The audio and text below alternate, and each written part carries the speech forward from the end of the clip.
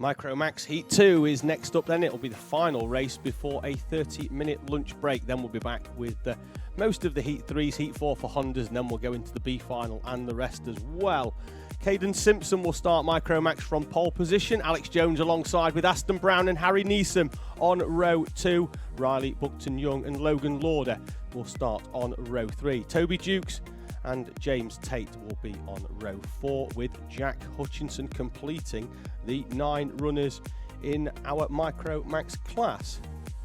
I'm just having a quick look at some penalties off the previous races. We've managed to get through the entirety of junior Rotax without any indiscretions, and we are just having a quick look. We're going to wait, I think, on regards to Minimax for their Heat 2, as their results have been published, but they are still in abeyance. So we are going to just hang fire on that one a few moments. The last lap board is out on the preceding heat. You can see them just flashing through the screen at a few moments. You can see the Micromax down there waiting as well, with Caden Simpson on the left-hand side of that one. We saw him have a fantastic opening race that saw him come through to second place, with Aston Brown, the standout driver in that one, leading the way.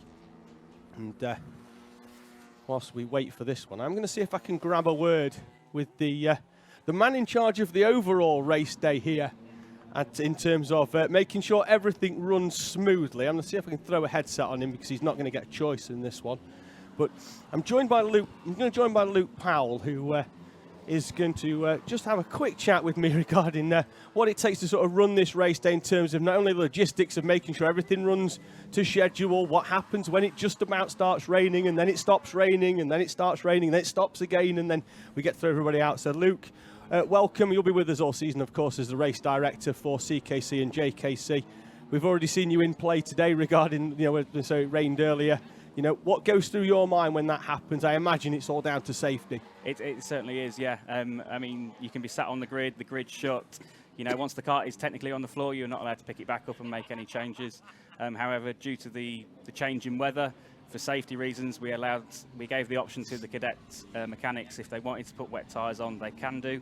It is entirely their choice. The meeting was declared open at that point, so tyres were free to use. So. And it's your call as well when it comes to, whether we go to a localised yellow, whether we put the Battenberg out and neutralise the race for a short period of time, or in the previous one where we went to a red flag, which I think partly down that's to where we were in the race as well, but more so making sure that driver was okay and extracting him from the cart safely as possible. Yeah, absolutely. I mean, we went quarter flags during the first lap of the Honda Heat 3. The driver, bless him, he had a slight knock to his elbow from his engine block. We managed to get him out of the cart and he was okay. Medics checked him over, he was fine. The second driver, unfortunately, he was sort of half hanging out of his cart, seemed to have a side pod to his head. But the driver is okay, he has been checked by the medics, so it's all good.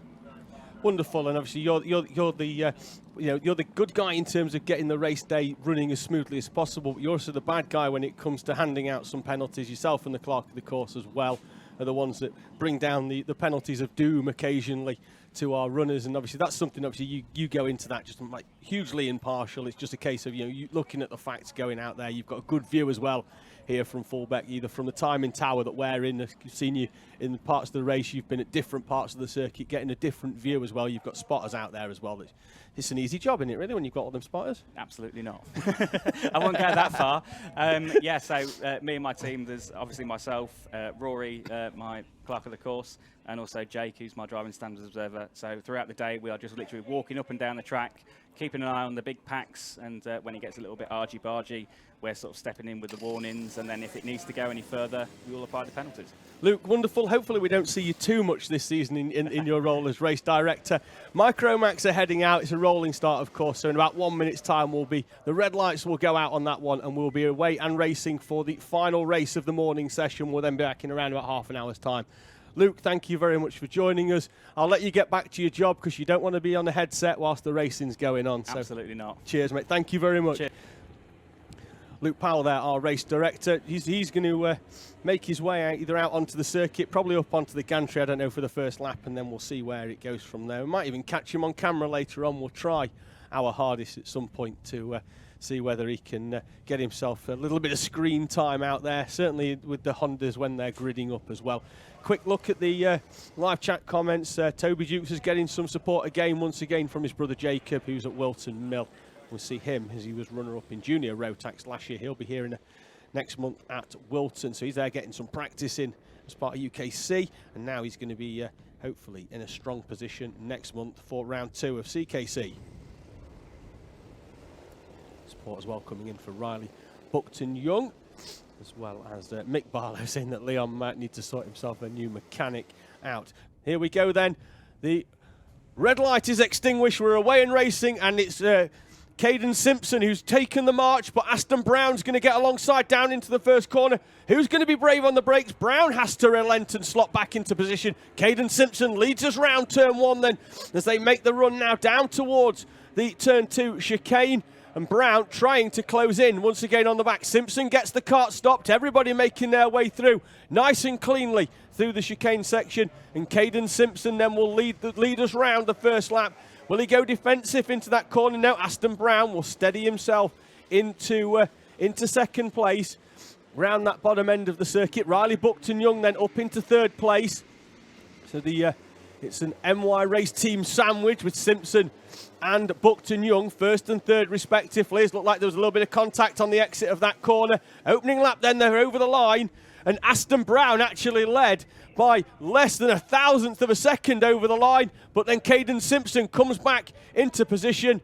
And looked like then he was going to force Aston Brown wide, as in the background looks like Logan Lauder and Harry Neeson are going to exchange fourth place. Lauder then up into fourth. Neeson's going to try and get a run back. Lauder with the tap of the helmet to say, please work with me rather than overtake. And in which case then Neeson tries to go straight back down the inside. We're going to be 3 wide on exit. Contact between the two of them, and James Tate's going to come through. Is he in the background in the 20? The 30 round the outside as well of Alex Jones. And everybody still battling it out down there. Neeson and Lauder all side by side. We could almost be 5 wide into the complex section. Sort yourselves out there. It's only single file into there. Looks like they have done, but then there's on the exit. They're side by side once again. They'll come over the line. Then the top 4 or 5 are going to break away. The remaining battle, quite an intense one, has now seen James Tate just disappear off at the front. He got through past them all. The rest of them are arguing it out, and Aston Brown still hasn't managed to find a way past Caden Simpson. Simpson then holding firm. Brown right in behind him. We've got a warning flag coming out over start finish. We'll see if we can pick that one out when they come round, because the rest of the field's going to come through first, so we should hopefully be able to pick that one up on camera. Get the feeling though it's going to be part of that Neeson and Lauder battle. And it looks like it could be for the 57 actually, which is Aston Brown picking up a warning, which that might be for a little bit of contact. He's on the outside of Caden Simpson here. He's going to have to be brave, and he does, all the way round the outside. So he's going to get a warning flag, but he's also going to get the lead round the outside of Caden Simpson. Brave move into the complex, kept his foot in, and leads with less than with 2 minutes, well 3 minutes now as the timing sorts itself out at the top of the screen. But just before half race distance, Aston Brown, Heat 1 winner, is into the lead and already moving off into the distance. Simpson in second, Buckton-Young in third, James Tate behind, who won the previous lap, closed in with the fastest lap of the race, the only driver to go sub 52 with a 51.995, 1.2 seconds quicker than the battle in front of him. He is coming along to play in this battle for second and third between Caden Simpson and Riley Buckton-Young. There he is joining the party in the background, the 20. When they come over start finish, I imagine he's going to be right with Riley Buckton-Young, who has a look over his shoulder, but I don't think he looked actually in the right direction, because I think he was probably looking to the other side of the track where the rest of the battle is. Might not even know James Tate is coming in fourth place. Right on the back now then, it's nose to tail for second, third and fourth. Buckton-Young moves out of the slipstream. That might just be a case of keeping the temperatures down, getting out of the run of the kart in front to improve the airflow into his radiator. But the battle for second place raging on now, as Tate does get alongside Riley Buckton-Young, but Buckton-Young should have track position. Tate looking left and right both times. Then he's going to hook back to the inside and hard on the brakes, and James Tate is through. Fantastic move, because it looked like he was on the other side of the track. Then he's chopped back to the other side, and James Tate up into third place. Now Caden Simpson in front of him. James Tate is the driver on the move, as Aston Brown sets the fastest lap of the race out at the front, half a second quicker than the rest of the pack.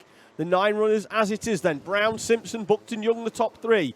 Although now Buckton Young will drop down into 4th as they come over timing this time. Tate will go up into 3rd place. Then it's Jones, Neeson, Lauder, Dukes and Hutchinson.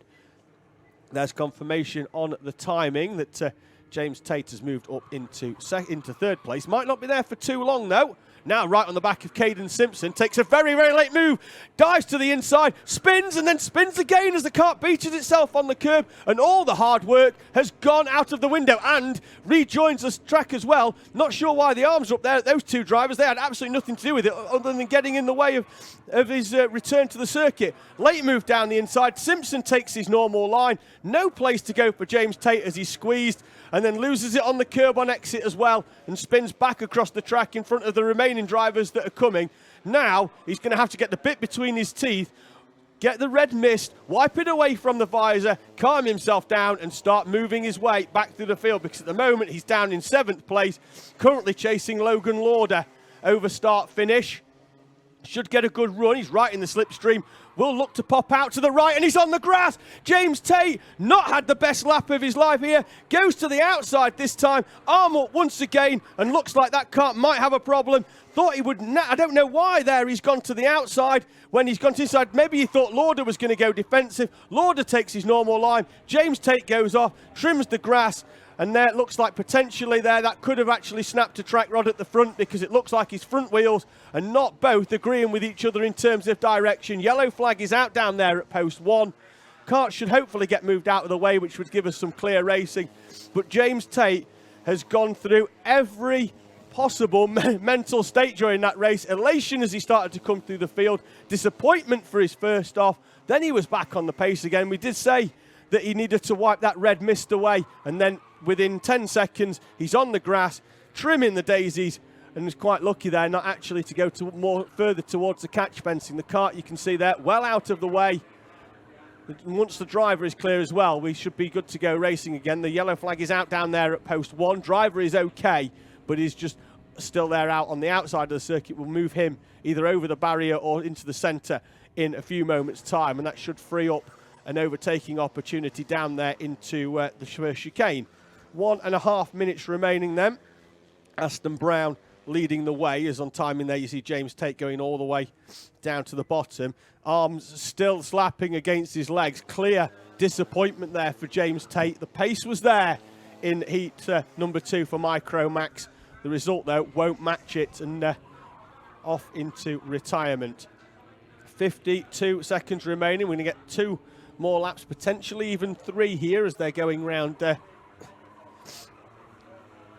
Let's have a quick look there. I think, yeah, we are definitely going to get 2 more laps in terms of timing. 40 seconds remaining, and the leader Aston Brown already down towards the far end of the circuit. 2.5. I think he might even come through before it lapses. So 2.5 laps remaining then in Micromax Heat 2 as we do a little mental arithmetic to see whether he's going to come round in terms of time. I think fair to say that he is going to. So 8 runners remaining then, with James Tate heading towards retirement. Brown, Simpson and Buckton Young the top 3. Jones, Neeson, Dukes, Lauder and Hutchinson the continuing runners here then in this Micromax Heat 2. The final session before we break for lunch, which will be around about half an hour. So we'll be back at about 2:15 this afternoon for the afternoon session, which will see all of our classes back, including the B final for our Honda cadets as they try to make the main show, the Honda A final at the end of the day. And there we see Alex Jones is actually closing in on Riley Buckton Young, who, despite setting a personal best on the previous lap of a 52.2, has been reeled in by Alex Jones, who's been setting consistent mid to high 51s. Now Jones on the back of Riley Buckton Young, catching is one thing, finding a way past is another, and they'll see the last lap board. It will be gratefully received, I think, for Riley Buckton Young as he continues to come under pressure from Alex Jones. Jones gets a good run and almost there bounces over the curb in his quest to try and straight line that start as much as he possibly can to close up on the back of Buckton Young. Looks like there's some lap traffic in front as Jones tries to get alongside. Neither of them can get through past Jack Hutchinson, and now they're going to be side by side. Buckton Young should have track position still, and the 30 of Alex Jones has to slot back into position behind Riley Buckton-Young. 3 into 2 wouldn't have gone very well there as he bounces over the curbs, and there's a little bit more contact between the two of them as Riley Buckton-Young takes the defensive line. Will do so once again into the complex section. Buckton-Young defending well, the leader so far down the road there. We see Aston Brown come through to take the checkered flag, both hands off the wheel.